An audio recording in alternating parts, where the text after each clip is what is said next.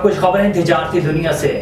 نیپرا نے کراچی کے لیے بجلی 4.45 فی یونٹ مہنگی کرنے کی منظوری دے دی۔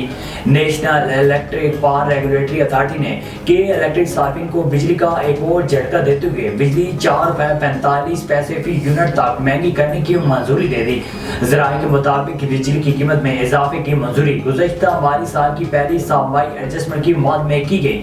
وفاقی حکومت نے نیپرا کے فیصلے پر نوٹیفیکیشن بھی جاری کر دیا۔ پنجاب ریونیو اتھارٹی نے سیلز ٹیکس میں چوری کو روکنے کے لیے جدید ترین تکنیک اور آئی ٹی کے استعمال کا فیصلہ کر لیا۔ ٹیکس دہندگان کے بارے سے ٹیکس کی جامع معلومات اکٹھی کرنے کے لیے پنجاب ریونیو اتھارٹی نے منصوبہ بندی کے تحت کام شروع کر دیا ہے۔ پنجاب ریونیو اتھارٹی کی جانب سے کاروباری یونٹس میں ویڈیو ویجیلنس شروع کر دی گئی۔ ٹیکس کے دائرے میں شامل تمام کاروباری یونٹس میں مانیٹرنگ کے لیے کیمرے نصب کیے جائیں گے۔ اربوں کے خسارے سے دوچار پی آئی اے نے بڑی سخاوت کر دی۔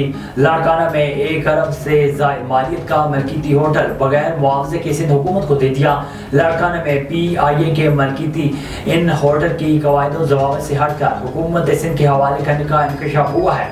1 ارب 15 کروڑ مالیت کے ہوٹل کی حکومت سندھ کو حوالگی میں پی آئی اے کے ورکس ڈپارٹمنٹ کی سنگین بے قاعدگیاں سامنے آئی ہیں۔